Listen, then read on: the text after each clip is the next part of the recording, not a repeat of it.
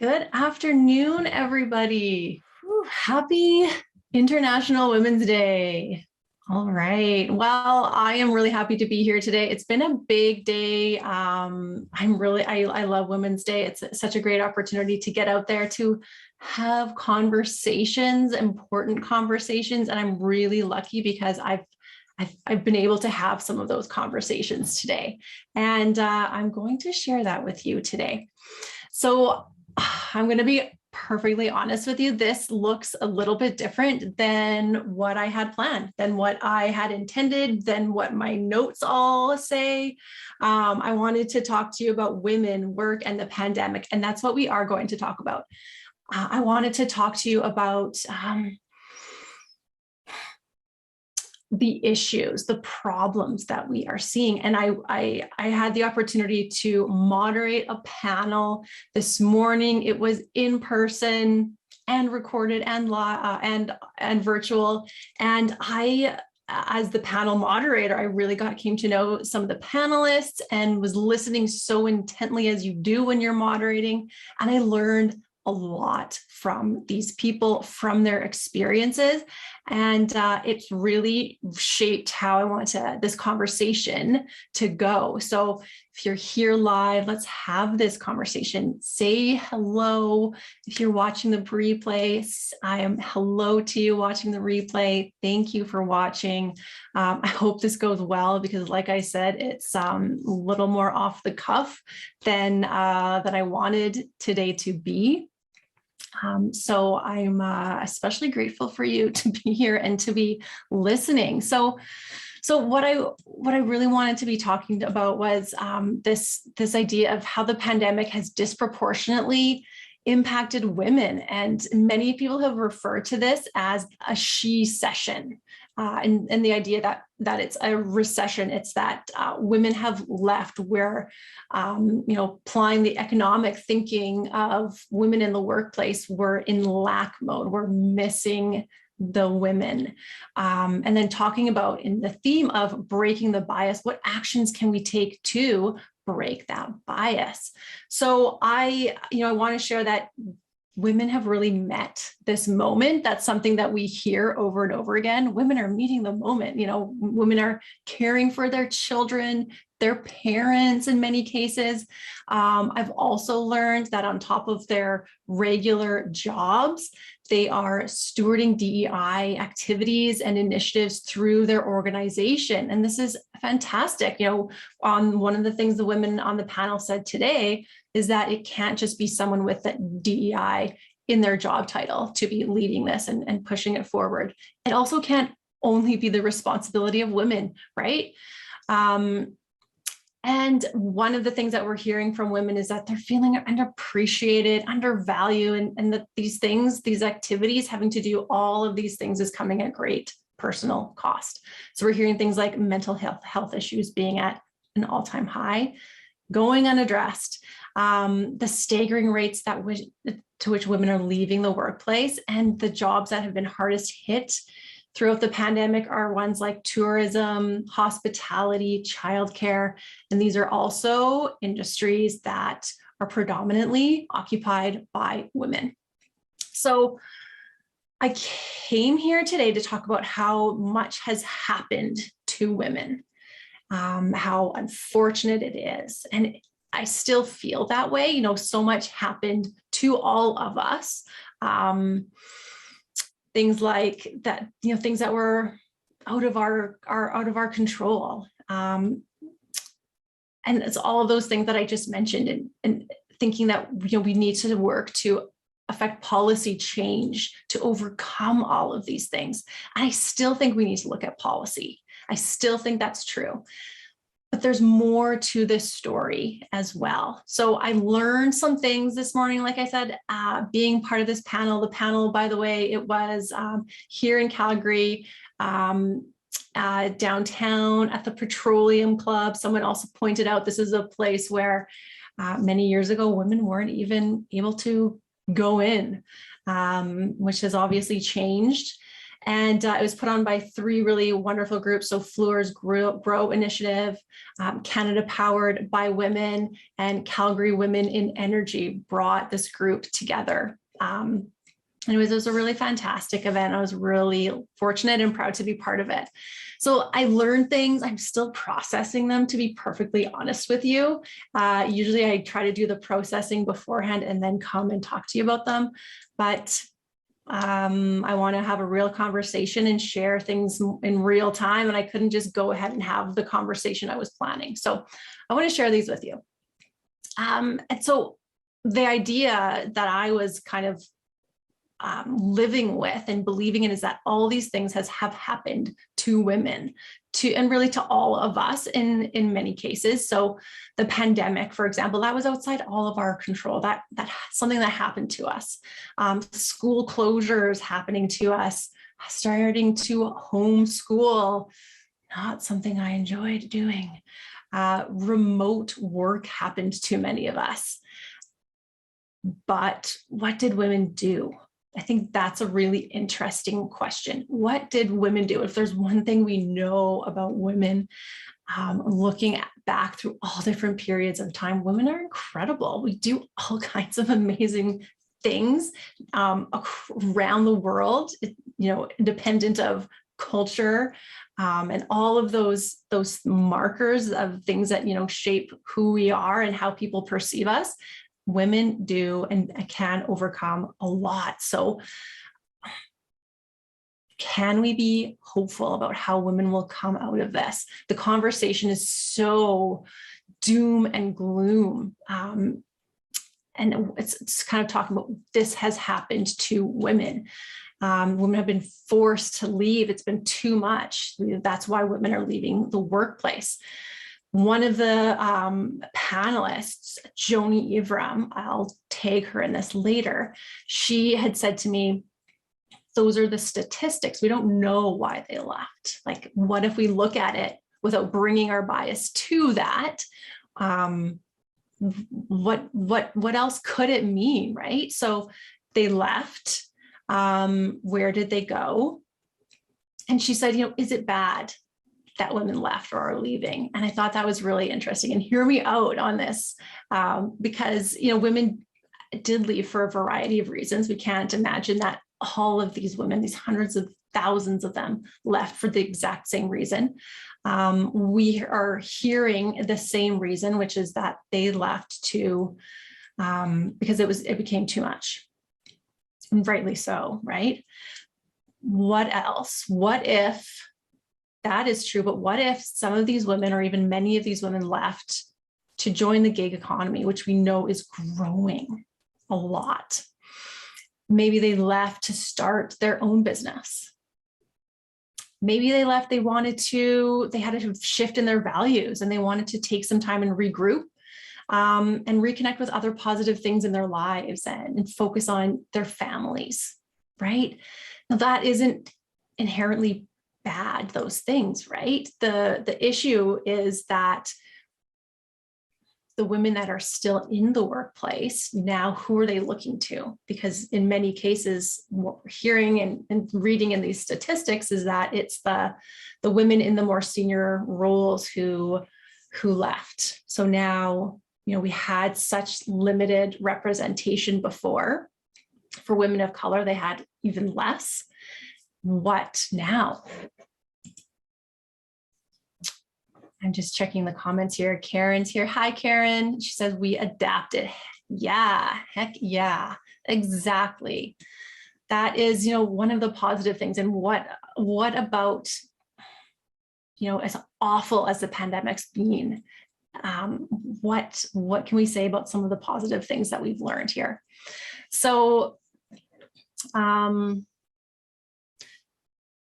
is there a possibility that many of these women will start to leave, who have left, sorry? Is there a possibility that they're going to start something new? Because we keep hearing the same story. This really made me connect and think back to, what a lot of the conversation has been even before the pandemic, when we think about women and work.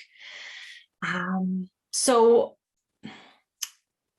now if some of these women go and they start their own businesses, they start their own practices, as you know, within the gig economy too, they're doing things in accordance with their values and interests. And when you speak to many people who have businesses, and definitely women, and I talk to a lot of women who are business owners, they tell you a story about why they do what they do, why it's so important, why it is a calling for them to do this, how it's aligned to their values, it's their interests as well.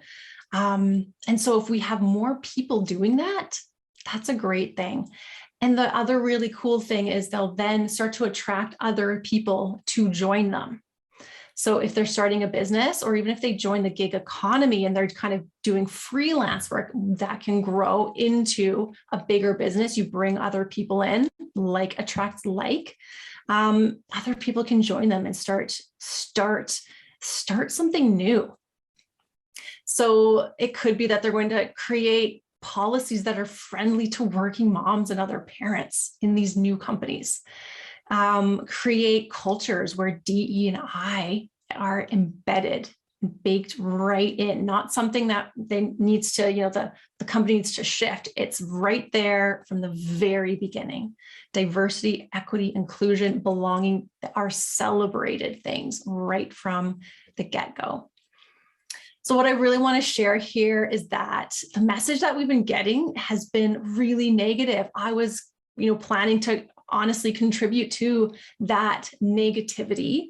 And I left another group experience this morning on the subject of break the bias, really kind of challenging that's where our mind goes. And that's where the news, you know, takes us. That's the information that I'm consuming and I'm learning about, and it's taking me there. I want to shift it and make it as equitable for women, for people of all genders. But I was reminded today that going back to our previous structure and our way of doing things isn't the answer. So the fact that so many women have left could serve that really, really well. And let's start to celebrate and think about and acknowledge some of these stories. So we are hearing a lot of the bad news, right? But are there positives that we can start to talk about, that we can celebrate, and that we can throw our support behind? Because this is what we want to see. We know the world has changed, right? There's no question. The world has changed. We're not going back. But we're also modeling, you know, pre-COVID, we've been modeling our workplaces around what many of our grandfathers created or built or experienced.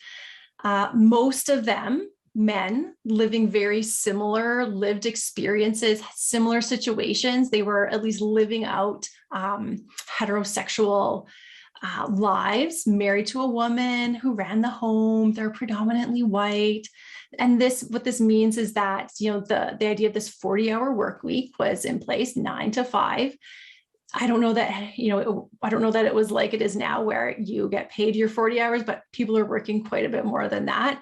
Many of these men also had their wives, doing all of the work that has worth. That's another thing I wanted to talk about, that, you know, the traditional roles and jobs that women have had, and many of us continue to do, run our households, be the primary caregiver for children. These things are worthy. They are so important to our society.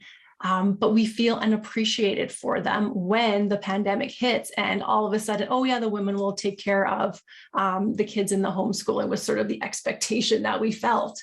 So we need to look at that as a bias. That's another bias that we need to be looking at.